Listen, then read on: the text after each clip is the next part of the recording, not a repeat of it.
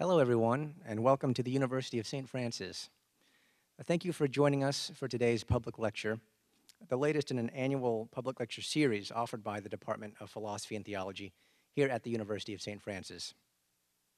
On the occasion of the 50th anniversary of the opening session of Vatican II Council, 5 of our public lectures this year are also linked to the 50-year celebration, Vatican II, Then and Now. Today's lecture is one of those linked to Vatican II. My name is Dr. Lewis Pearson, Assistant Professor of Philosophy in the Department of Philosophy and Theology here at the University of St. Francis. It is my privilege and pleasure to introduce to you our speaker for this afternoon, Dr. Adam A.J. DeVille, Assistant Professor of Theology and Program Director of the Masters in Arts in Theology at the University of St. Francis. Professor DeVille is also editor of Logos, a journal of Eastern Christian Studies, and the author of the book Orthodoxy and the Roman Papacy, and the forthcoming book, Sexual Differentiation and the Christian East, Sources Ancient and Modern, as well as articles and reviews in journals in Europe and North America. He is currently editing 3 collections of scholarly articles, one on Orthodox Muslim relations, another on the future of Eastern Orthodoxy in North America, and a third on celibacy and marriage among Eastern Catholic priests. Professor DeVille's public lecture today is entitled An Eastern Christian Assessment of Vatican II. After his lecture, we will have a brief time for questions and answers. Professor DeVille, thank you for addressing us today. Thank you, Lewis. I hope we're able to pick up the handout, the outline for this afternoon. I'm going to begin with by stipulating several thesis-like statements, which I'll only briefly elaborate upon before moving into the main part of the talk this afternoon. My first thesis is that councils, like the Church herself, and the Church, like her master and head Christ, are diophysite. That is to say, they have both human and divine natures. Councils and the Church, therefore, but not Christ, of course, end up having both sublimely meritorious and mundanely meretricious aspects. The earthly and the heavenly are mixed together, the political and the spiritual. My second thesis is that any Eastern Christian looking at what was a council of the Western Church that happened more or less to be broadly ecumenical according to modern understandings of that term, must regard Vatican II as having had a very mixed legacy. There was, as I will show, great good that was done at and resulted from the council, but there were also other aspects of the council, particularly its aftermath, that can and must be seen as disturbing and damaging. Any assessment of the landmark Christian event of the 20th century must, therefore, be mixed and must be frank.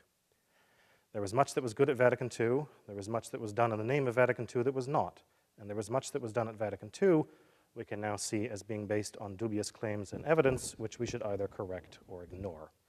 There's no good in pretending otherwise, and there's no good in sugarcoating things. My third thesis is that anyone who unreservedly sings the praises of Vatican II, especially without regard to some of its consequences, deserves to be ignored just as much as those who unreservedly denounce the council as invalid, heretical, or whatever. My fourth thesis is that one must realize in the history of the Church, very few councils are entirely successful. Very few are complete failures. Most, in fact, leave a mixed legacy, succeeding in some areas but not in others. To pick some prominent examples, Nicaea I in 325 did not totally eradicate the problem of Arianism, requiring Constantinople I in 381.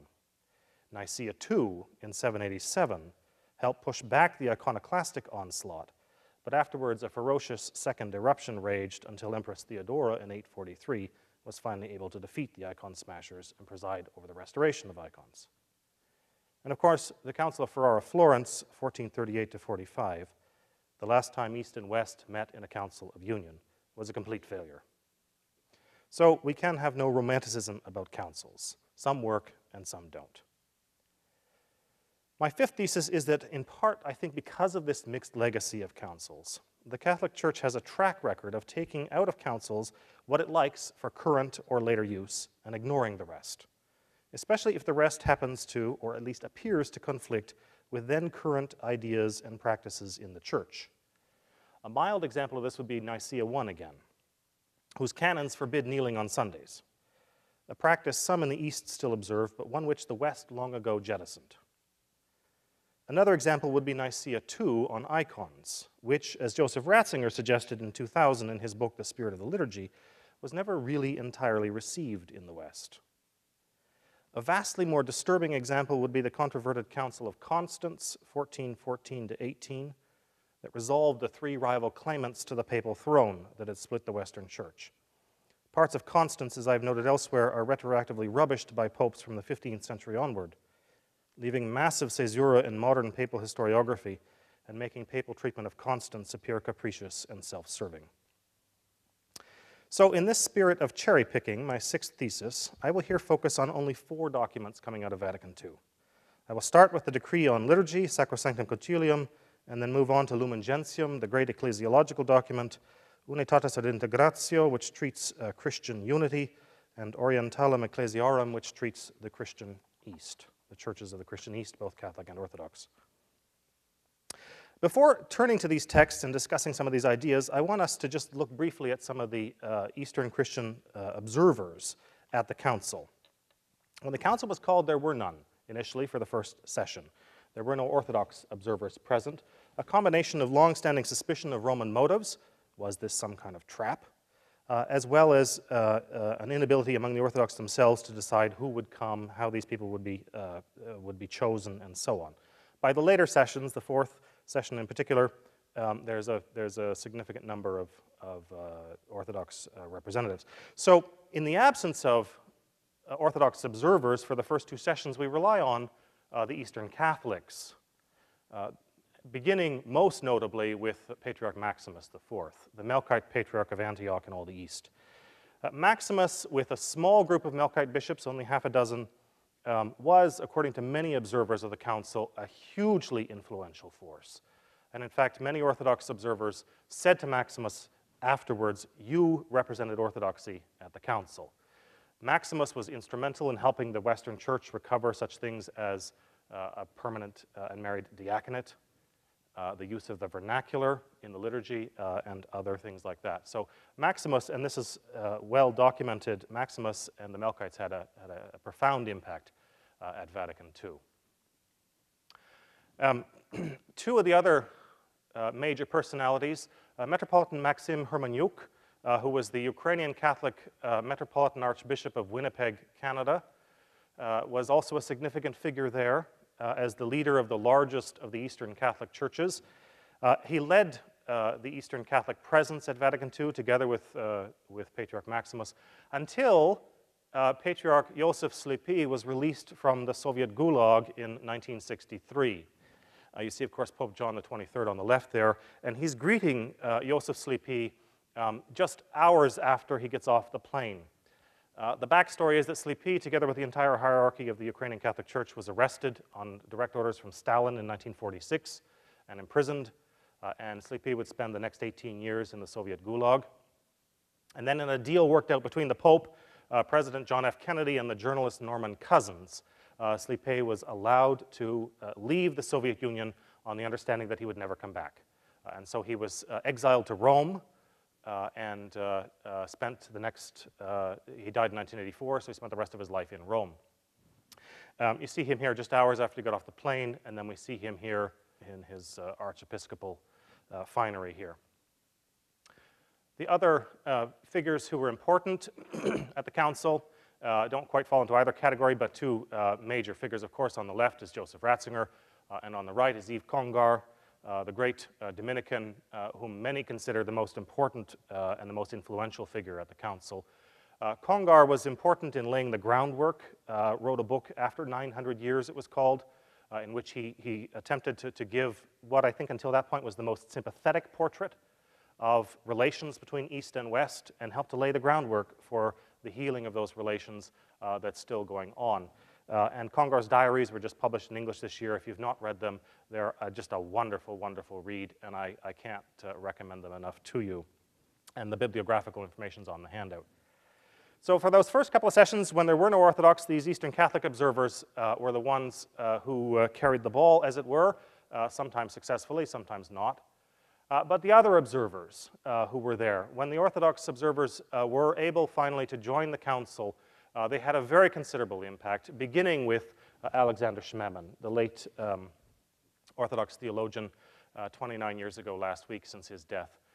It's impossible to overstate the influence of Schmemann on contemporary theology, particularly in North America.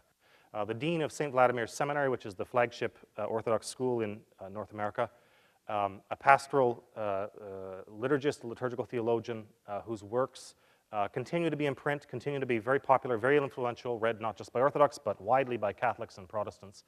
Schmemann had a very, very large impact on Christianity in general prior to his early death in 1983. When Schmemann died, he was succeeded at St. Vlad's by John Meyendorff, also a really, really important historian, Orthodox historian, wrote very influential works on East-West relations, on Gregory Palamas, and on others. Was also played an important role as one of the observers at the council.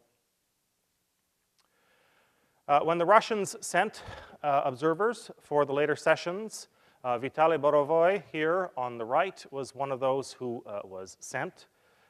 There was some debate among the Orthodox as to whether the Russians should send observers and how reliable those observers were, whether they were or not in the payroll of the KGB. There was an attempt to send Ukrainian Orthodox rather than Russian Orthodox observers, but that never materialized, and so these were the Russians that were sent.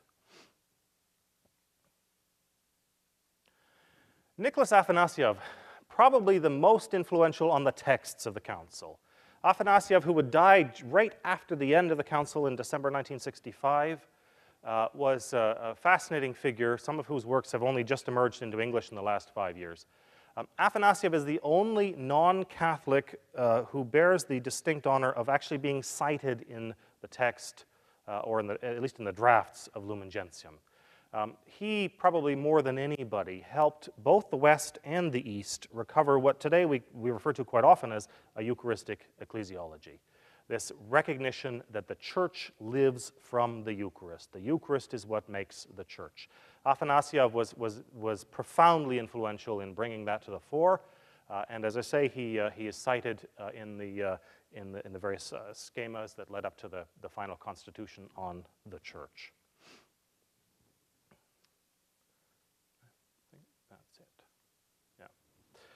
So just a little bit about those people who would play a real role at the council. Let me turn now to some of the documents of the council and attempt something of an assessment of them, both in themselves and in some of their current implications and applications. And we begin with the liturgy. If you read Congar's wonderful diaries, he says, after experiencing one of the Eastern liturgies of the council, the East speaks through liturgy, and that's very true. And certainly someone like Alexander Schmemann would make that very clear.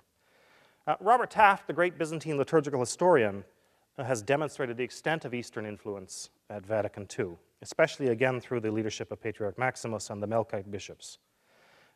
Eastern influence was particularly noted on liturgical questions. The West Roman or the Latin liturgical tradition has, like the East Roman or Byzantine, always been, to use Taft's phrase, a mongrel. That is, a mixed breed that shamelessly borrows from a variety of cultures, regions, and traditions. But such borrowing was never so direct or intentional, I think, as at Vatican II. Things that had been commonplace in the East for centuries were quickly and directly hauled into the West. The three clearest examples would include a permanent and married diaconate, the use of the vernacular, and a circumnavigable altar. On the surface, such borrowing should perhaps be a source of pride to Eastern Christians, or at least a source of some satisfaction, that important aspects of our tradition have found a place in the Western Church. But such importations were, I think, overshadowed by other developments in Western liturgical culture that many Eastern Christians have come to mourn. They are not alone, of course, as many Roman theologians themselves, for example, Louis Bouillet, Jonathan Robinson, and Joseph Ratzinger, have lamented the destruction of the liturgy under Paul VI and the misapplication of Eastern practices in the West. For example, having a circumnavigable altar, as most traditions do in the East, does not mean that the celebrant should abandon the age-old orientation. Recall the literal meaning of that word. It's from the French transitive verb orienter, which means to face east. So having a circumnavigable altar does not mean that you abandon the age-old tradition of the priest being oriented properly. Such a literal disorientation, which has no historical basis whatsoever, no parallel in the East at all, has had enormously damaging consequences for Western liturgy, as many Western commentators themselves would say, most prominent among them the current Pope. The fact that the West went down this road shows the danger, well known to historians, of taking practices out of one Aboriginal context and attempting to transplant them into a soil that is not indigenous and well prepared. A circumnavigable altar is one thing. A priest who is disoriented and not facing east is quite another. It remains, as I say, without any historical precedent or theological justification, and I think it should be immediately reversed so that priest and people together face the Lord. Now, of course, for this to happen, there will need to be some careful catechesis so that corrupt thinking is undone as people begin to unlearn that tendentious and idiotic phrase about the priest having his back to us. Nonsense. You and the priest are facing east together, the land of the rising sun. Why should the priest have his back turned towards Christ when he comes again? I can scarcely think of anything more disrespectful. Other changes in the liturgy, some of them now happily being reversed or corrected, have created a culture in the Latin Church that has been a scandal to many in the East. Prescinding from some of the grosser abuses we can all enumerate, clown masses, polka music, and other nonsense, the real problem in the eyes of many Eastern Christians is the collapse of a culture of transcendence in the liturgy. Any sense of what liturgy is for, which is to say the worship of the triune God. As many Western commentators have themselves noted, Western liturgy has often been reduced to appearing little more than like a TV talk show. It is perhaps hard for Roman Catholics to appreciate how many things they now take for granted in the liturgy are a complete scandal to Eastern Christian observers. Let me give just one prominent example. The myriad of extraordinary ministers of the Eucharist, who almost invariably in violation of the stringent conditions under which they are supposed to exist at all, rush forth like a mob at every Mass, no matter how small, to manhandle the Eucharist for no good or compelling reason, other than to rush people out of the parking lot 2 or 3 minutes faster. Other parts of the reforms of Vatican II must be counted a failure. Here I refer to the reform of the Liturgy of the Hours.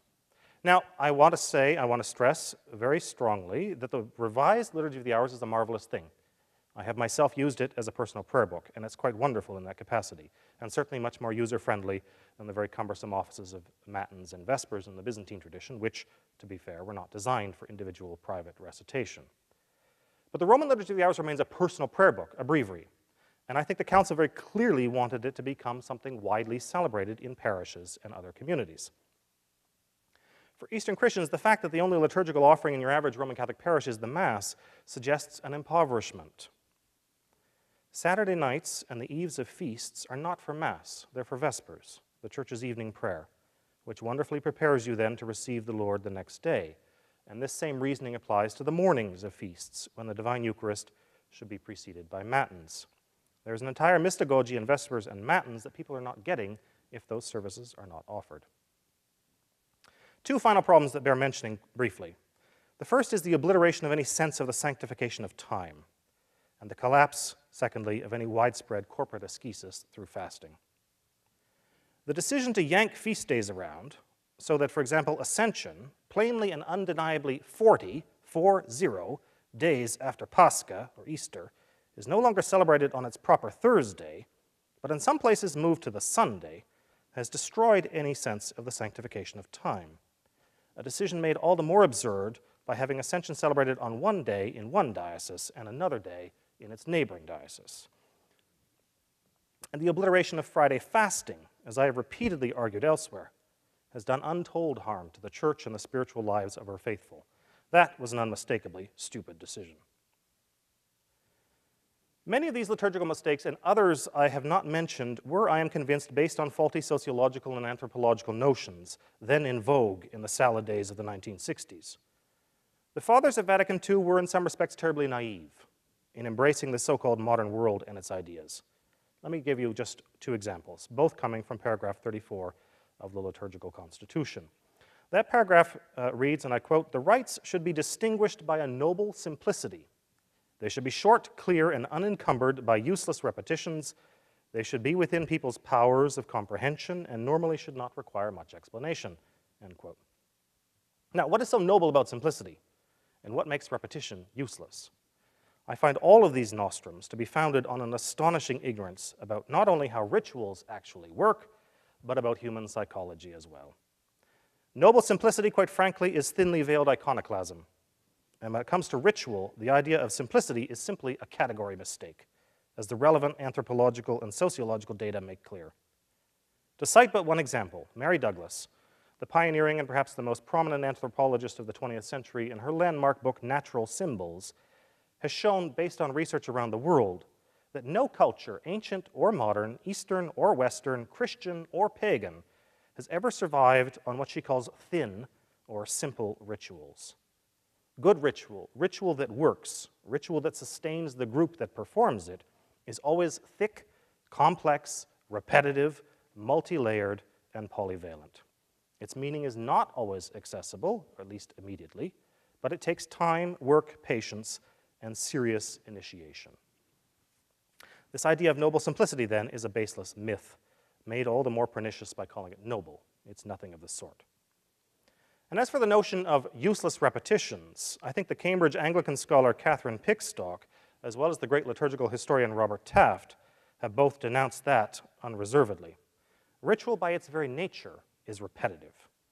As Taft says, repetition is of the essence of ritual behavior. He goes on to say, and I quote, "There is a sameness and a familiarity and a repetitiveness that is at the very basis of day-to-day human culture. Men and women who wish to gather to praise God must learn a similar regularity and consistency, or their prayer will not survive. Our people are sick to death of professional coteries constantly reinventing the wheel," end quote. Now, for her part, Catherine Pickstock has said that the Vatican II reforms were not, in fact, contrary to their usual portrayal, radical reforms. Rather, she says, quote, "they participated in an entirely more sinister conservatism. For they failed to challenge those structures of the modern secular world which are wholly inimical to liturgical purpose. Those structures, indeed, which perpetuate a separation of everyday life from liturgical enactment."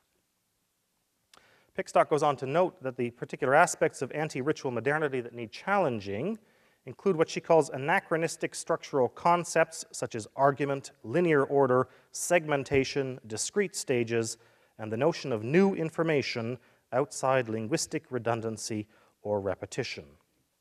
For Pickstock, the Reformed Mass, in eliminating repetition and patterning itself on ideas of modern communications, has lost what she calls its apophatic liturgical stammer, its oral spontaneity and confusion. In sum, then, an Eastern Christian looking on Western liturgical reforms following Vatican II sees some familiar and commendable practices, the reintroduction of the permanent diaconate, the use of the vernacular being two examples. But alas, also many things that are completely foreign to the East, including the disorientation of the priest, based on ideas that have no analog in the East itself.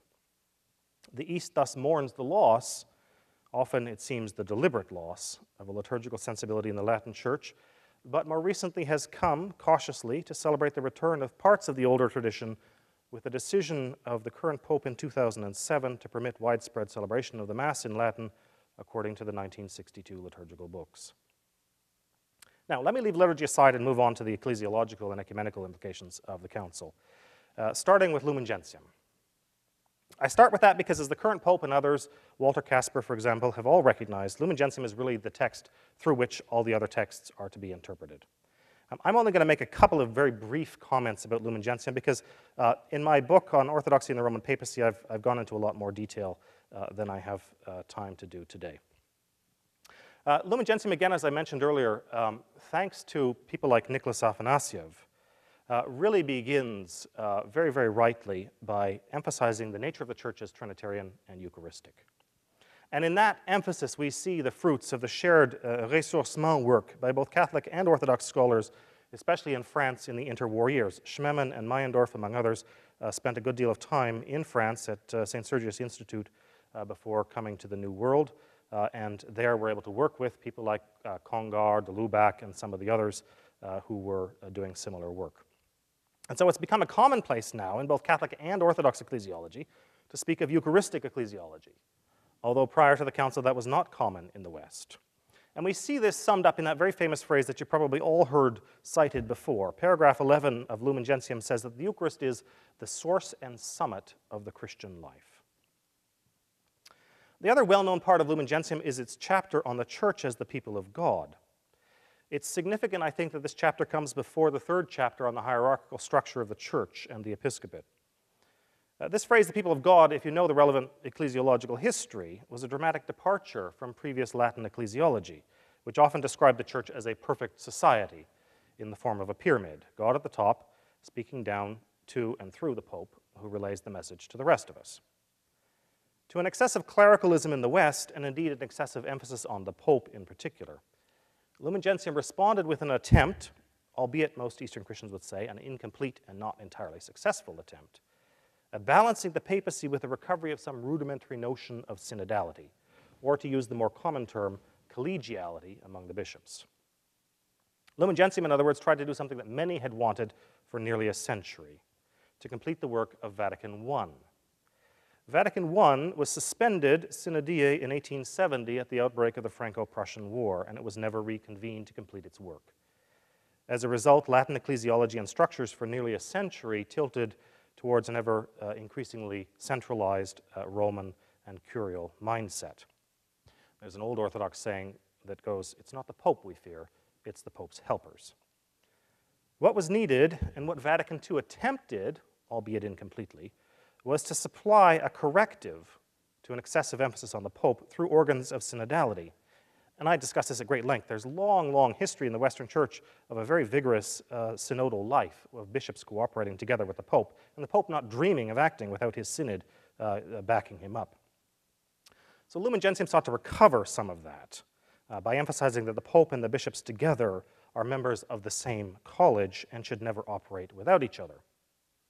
But at the same time, Lumen Gentium appears to have given with one hand and taken away, or perhaps we should say had taken away, with the other. For all of its emphasis on collegiality, there is this very strange preliminary explanatory note appended to the document that appears to try to move the Church back in the direction of a centralized papacy. And in that note, we hear, for example, that in fact the Pope can act on his own without the bishops whenever he feels like it. As long as that remains the operative mindset in the Roman Church, unity with orthodoxy will remain a long way off. Finally, any Eastern Christian looking at this document has to find a lot to rejoice in. The recovery of the ancient patristic Eucharistic ecclesiology is commendable. The return to the sources, the overcoming of this kind of universalist ecclesiology, all of these things are very, very helpful. At the same time, the questions of papal jurisdiction and infallibility have not been resolved even today, and serious theologians will tell you that that's really the issue between East and West. The other two documents to look at just briefly. Orientalum Ecclesiarum, the document treating the Eastern churches, was promulgated on the same day as Unitatis Redintegratio, the document treating Christian unity. A couple of things I'll pull out from this document on the Eastern churches, particularly the Eastern Catholic churches it's concerned with first. And in the first paragraph, we see a different language being introduced. The Eastern Catholic churches are no longer referred to simply as rites, but in fact as individual churches, or churches sui juris, to use the contemporary canonical term. They have, therefore, responsibility for governing their own affairs. The document goes on to stress the equality of Eastern and Latin Catholics together, saying, quote, "They are of equal dignity, so that none of them is superior to others as regards right, and they enjoy the same rights and are under the same obligations in respect of preaching the gospel to the whole world." Now, these are welcome developments, but any Eastern observer in 2012 must note that much of what was written here remains unrealized. Eastern Catholics continue today in many, if not most parts of the world, to be treated as poor cousins, if not second-class citizens to Latin Catholics. The clearest example of this remains, as it has for over a century, the stupid, baseless rule that apparently forbids Eastern Catholics from ordaining married men to the priesthood in North America, even as the Latin Church is openly, almost insouciantly ordaining married and Lutheran converts all over the place. The document then treats Eastern patriarchs, and on the whole, this was a welcome development, although, as Alexander Schmemann noted, the patriarchal office was read through a papal lens, thus introducing a certain degree of distortion. Again, I treat that in more detail in my book. Some of the sacramental and liturgical aspects of the document on the Eastern churches. The main focus here is on an attempt to root out the phenomenon often referred to as Latinization. One of the features for Eastern Catholic life from the Union of Brescia onward in 1595, especially among the East Slavs, was this problem called Latinization, based on the belief that only Latin liturgical practices were acceptable and Eastern practices should imitate Latin ones, even to the point of supplanting or suppressing legitimate Eastern ones.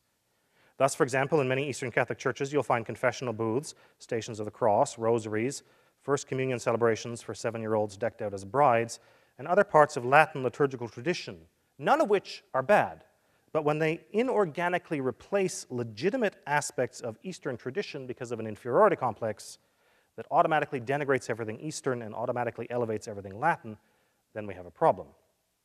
Vatican II very clearly in this document calls for the reversal of all of these importations, these artificial importations, and the recovery of legitimate original Eastern practices.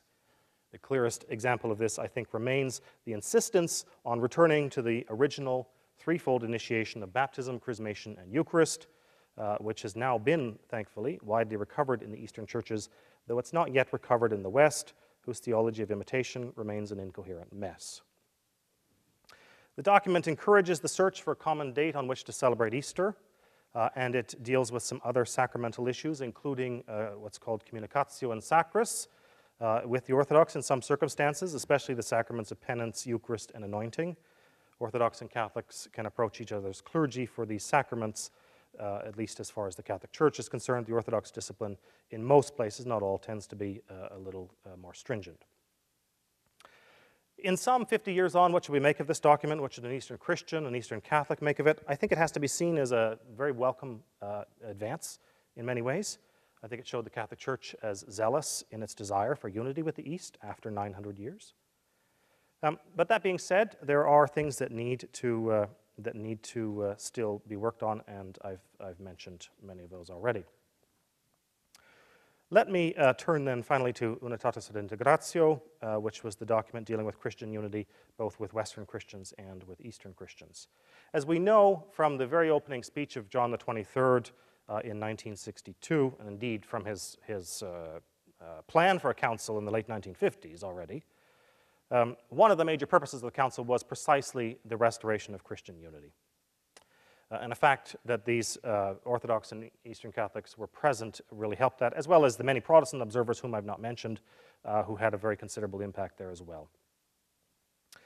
And so Unitatis et Integratio opens by saying, quote, "The restoration of unity among all Christians is one of the principal concerns of the Second Vatican Council."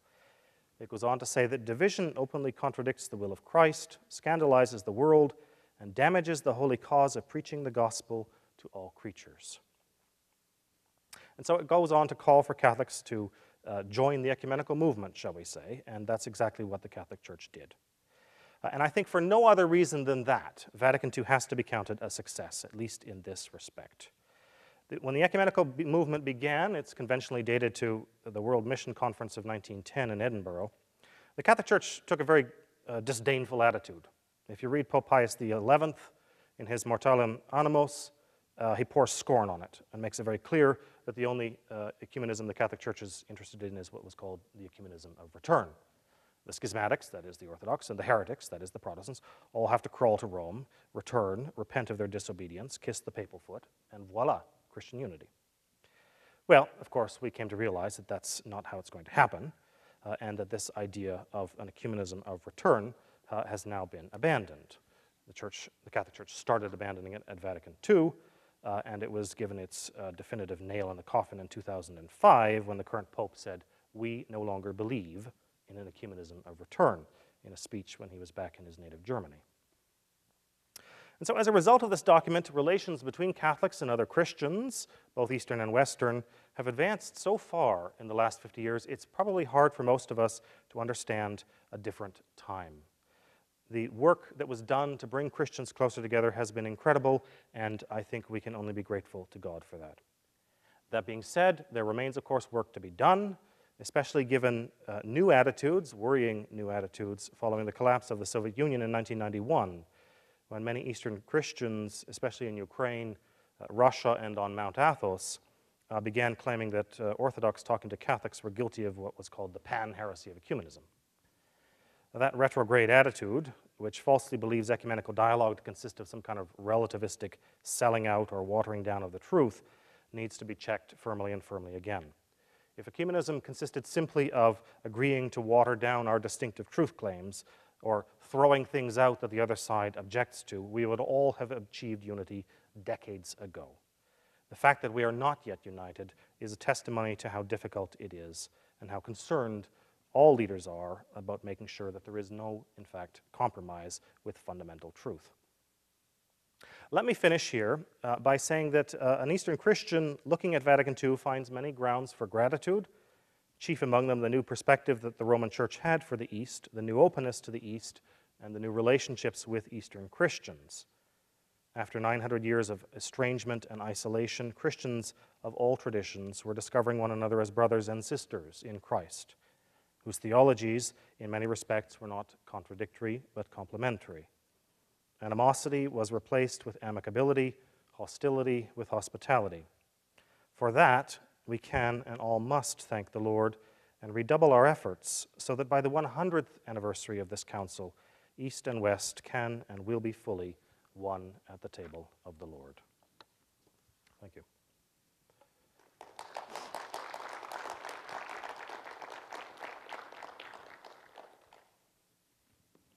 Speaking as a non-theologian, I'd appreciate it if you would sketch out the circumstances that led to the rupture between the Eastern and Western churches. Yeah, that would be another, yeah, right, another year's worth of lectures. The textbook case is that 1054 marks the break. The 1054, you have a delegation from Rome going to Constantinople, and there's a mutual falling out and a mutual excommunication of the papal delegation and Patriarch Michael Carolarius.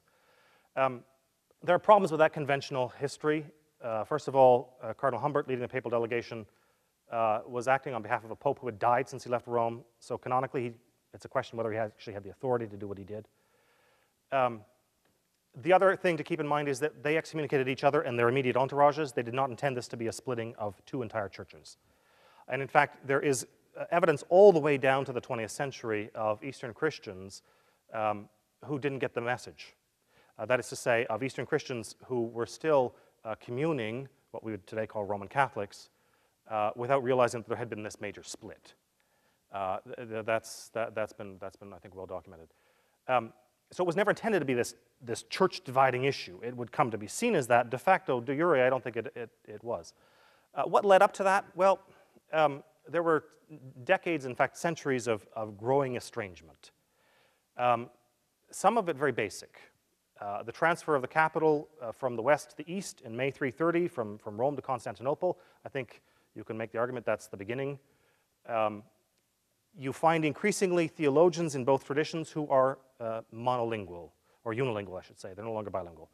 They can't speak Latin and Greek. That, I think, is a really important factor.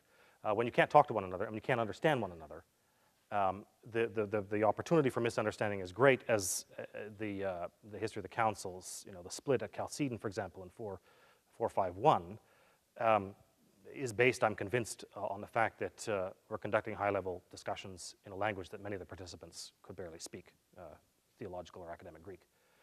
So you've got linguistic problems, you've got growing estrangement between cities, you've got political difficulties, you've got the collapse of the empire in the West, and the constant sort of chaos that emerges there, and the fact that the East is not really interested in helping the West. I think these are some of the factors. You get people increasingly doing theology via different methods. It's more than one thing to just speak Latin or not Greek, but that conditions the way you think, that conditions the way you do theology. The methods of theology in the West are going to develop differently from methods of theology in the East. And you get a lot of tension there. That doesn't mean that it had to be church-dividing tension. There were previous splits in the West in the 8th, 9th centuries that were patched up. But it is a kind of a long process. It's not just we just get two cranky hierarchs in July of 1054, decide they don't like each other, and boom, the church is divided. It's a long process. And I think it remains an open question whether, in fact, we are divided. Now, I know that probably sounds very silly to a lot of people. As I say, de facto, we are. We all know that. De jure, I'm not convinced that we are. Not only given the fact that Cardinal Humbert didn't really have papal mandate to do what he did, but also the fact that we didn't understand it in those terms at the time. And there remains, as I say, continuing evidence of Catholics and Orthodox sharing the sacraments down through the ages. And that still happens today. Places it happened in the Soviet Union, for example, until that fell apart, of course. It still takes place among Melkite Greek Catholics and Antiochian Orthodox in Syria and Lebanon. That's very well known. How do we move beyond that division? We're in the process of doing that. I think I think the late Pope John Paul II was right. We've got to do the theology. We've got to talk about the issues that people think divided us. But a lot of it has to be that healing of memories, because we've grown up thinking who we are and defining our identity by what we're not. Well, who are you? Well, I'm Catholic. What does that mean? Well, it means I'm not Orthodox. What are you? Well, I'm Greek Orthodox. What does it mean? Well, I'm not Roman Catholic. So there's a lot of work. I mean, I could go on and on about this, but I don't know if that gives you a... Speaking of the Eastern Rite churches, the ones in union with Rome, can you talk a little bit about how the council was implemented for those churches that were under Soviet domination at the time, and how that might have how that differs from the way it was implemented in the West? Yeah, really interesting question. Most of them were not able to do very much at all until the collapse of the Soviet Union. In fact, I was in Ukraine. I spent the summer in Ukraine in 2001, and for them, and I was at what was then called the Lviv Theological Academy. Today, it's the Ukrainian Catholic University, and they were just cracking open the documents. Some cases, literally for the first time. Because they now had the breathing space to be able to do that. The church in Ukraine, at least until 1991, was an underground church. It was officially banned, and as I mentioned with Slipi, the hierarchs were all arrested and sent off to the Gulag. And so it's just now being implemented. I mean, there have been a number of conferences I've seen in Ukraine of people saying, how do we, as Catholics in Ukraine, begin 50 years after it started, begin to implement Vatican II? And that, I think, given that they were held up from doing that for so long, I think it's going to be, towards the end of this century, probably, before a lot of that work, really makes itself felt. I mean, they've been catching up pretty quickly in some areas, but they've been just concerned with resurrecting the church and rebuilding the infrastructure of the country and that kind of thing. Implementation of Vatican II is going to be a slower process there, I think.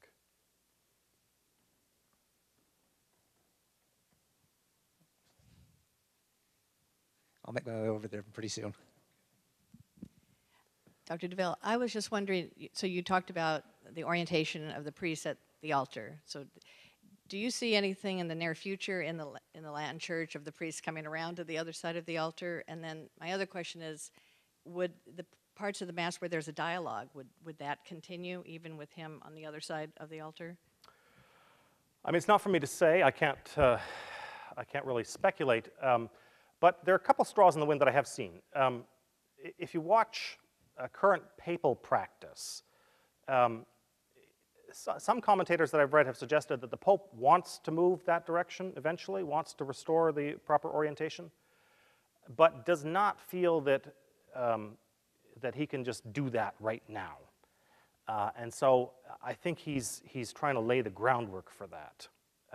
And I think it could well happen. I think your point's well taken that in cases of dialogue, and if you know the Byzantine Rite at all, there are many, the priest is not just fixed there on the spot. There's a constant, reading of the gospel and the preaching and the various blessings and, peace be with you and all that kind of stuff, in which the priest turns around to face the people. So that, and of course that happens too in the 1962 Rite. Oftentimes, the priest turns around at various points like that. So it wouldn't be a matter of him just being fixed there, immovable. But there would be, that dialogue. Whether that happens, Again, I don't know, but as I say, a couple of the straws in the wind would seem to suggest that the Pope would like to do that at some point. I mean, I've heard this phrase, you may have heard it, what's called the Benedictine arrangement of the altar. I've seen that on a couple of websites. When he celebrates now, it's not an unimpeded vision of him across the altar. There are often very prominent candle stands and a crucifix in the center. And so there's for what it's worth, again, this is speculation, but it seems to be that seems to be his attempt to sort of begin to suggest to people that you know, we need to think about how we do this. I have a very good friend of mine, actually my doctor father, under whom I wrote that book, who's a Ukrainian Catholic priest, who for a time assisted in a Roman Rite parish in Tempe, Arizona, outside of Phoenix. And he's described to me, I was just talking to him about it last week again, just how difficult it is for him to have to face the people that way. And so he was talking to some of his Roman confreres who said, well, you have to find the God spot. I said, well, what's that? And he said, well, it's that kind of spot out there somewhere. So you're not sort of staring at the people and you're not sort of completely fixed on the ceiling. It's this kind of vague sort of spot out there. Because otherwise, for the priest, it's hard to remember the focus when you're, you know, you're like this. And so I think there's a sense that just doesn't work on all kinds of levels. I don't know if that gets at your question or not. Okay.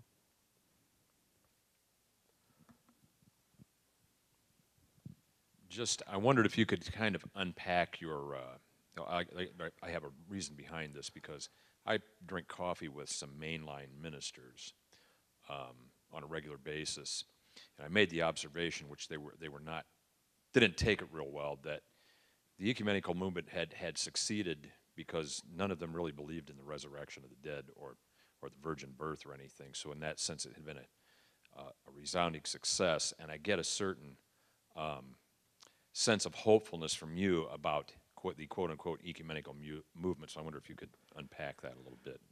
Yeah, it's you know, it was 1991, and I started getting really involved right out of high school with the ecumenical movement. I went to Australia for the World Council of Churches 7th General Assembly. There were 4,000 people there. That's when a lot of the Orthodox concern with the WCC really erupted, and for good reason.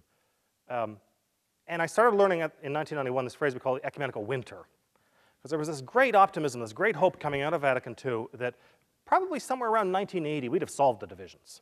You know, we'd have patched these things up, or at least with the Orthodox in the East and the Anglicans in the West. And by the mid-'80s, that really started to cool. And by the early 90s, and I think especially after the fall of the Soviet Union, we really began to realize there's a lot more here than we thought. And it's not just a matter of getting a bunch of bishops or a bunch of theologians in a room to debate ideas, sign the documents, and boom, there we go. That there's all kinds of other things. It's more complicated than we thought. And the history we have to deal with, again, the healing of memories. The other thing, though, is I think precisely some of the things you mentioned, the emergence in certain strands of Western Christianity of basically an evacuation of the faith that denigrates or denies many of the things you've also mentioned. And the other piece I would mention that nobody saw coming was the emergence of the moral issues. You know, when we started dialoguing in the 60s, it was like, well, Christology, papal authority, you know, justification by faith, these big issues, right? Nobody thought it was going to be, you know, same-sex marriage and you know, ordination of women and things like this. Nobody saw any of that coming. And that's a whole other set of problems that I think, I mean, to take the, you know, both the Orthodox Anglican dialogue and the Catholic Anglican dialogue, both Catholics and the Orthodox have said, that's not going anywhere fast. We thought, at least the Catholics did, I think, that, again, maybe by the mid-'80s, we'd have really resolved that. And I think no serious Catholic observer expects unity with Anglicans at any point in the foreseeable future, unfortunately, because not only have we not resolved all the older issues, now we got this whole other set of issues here to deal with. And we're not even talking about them. You know, there's no dialogue about marriage or sexuality, ecumenically anyway.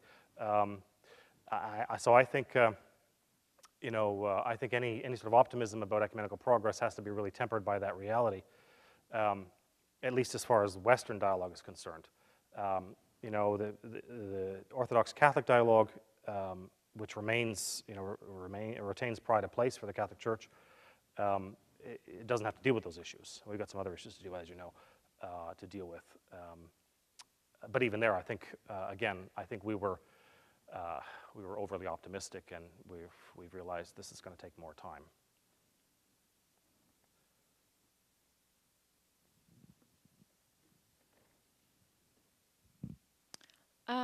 It seems to me that the Roman Catholic Church looked maybe to Protestantism for how to reform the liturgy in practice, like getting rid of chapel veils, receiving communion in the hand, and the priest facing the people, rather than looking to more ancient tradition like Orthodoxy, or their own more ancient traditions.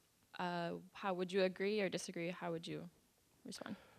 Well, certainly some of the reactions, some of the early reactions to the reform of the liturgy in 1969, 1970 made precisely those arguments. That the prefect of the Holy Office, for example, Cardinal Alfredo Ottaviani, and some others said that Rome has looked too much to Geneva or Canterbury rather than Constantinople for its liturgical reforms. In other words, it's looked too much to the Reformed traditions of continental Europe, to Protestantism, in other words, for inspiration for the liturgy.